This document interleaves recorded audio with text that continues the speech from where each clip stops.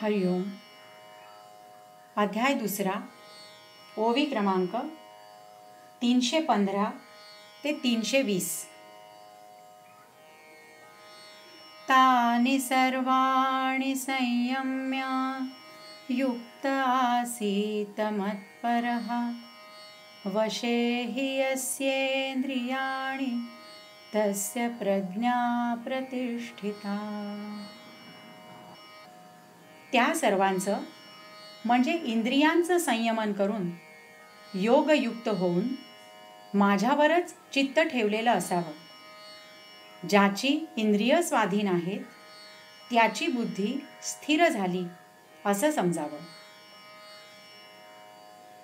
म्हणून आईके पार्था या ते निर्दळी जो सर्वथा सर्व विषयी आस्था सांडूनिया. तोची तू जाण योगनिष्ठेसी कारण जयाचे विषय सुखे अंतःकरण झकवेना.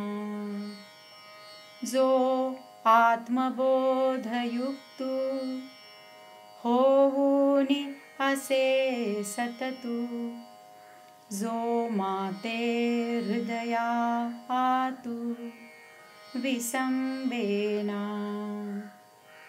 एरवी बाह्य विषय तरी नाही परी मानसी होईल जरी काही तरी साध्यंतुची हा पाही संसारू असे.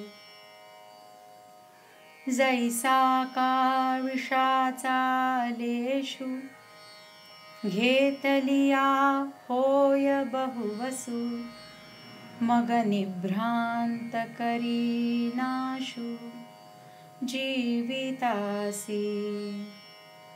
तैसी या विषयांची शंका मनी वसती देखा घातू करी अशेखा विवेक जाता.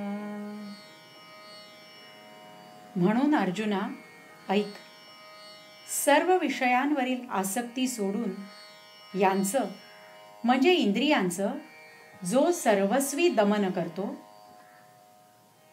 ज्याचं अंतःकरण विषय सुखाच्या लालसेने फसलं जात नाही, तोच पुरुष योगनिष्ठेला अधिकारी आहे असं तू समज. तो आत्मज्ञानाने निरंतर संपन्न असतो. त्याचप्रमाणे मला अंतःकरणात कधीही विसरत नाही. एरवी एखाद्याने बाह्यतः विषयांचा त्याग केला पण मनात जर काही विषय वासना असतील तर हा संपूर्ण संसार त्याला आहेच असं समज. ज्याप्रमाणे विषाचा एक थेंब घेतला तरी तो फार होतो आणि मग निसंशय प्राणाची हानी करतो, त्याचप्रमाणे पहा, या विषयांचे नुसते सूक्ष्म संस्कार जरी मनात राहिले तरी सुद्धा ते संपूर्ण विचार मात्राचा घात करतात. हरिओम.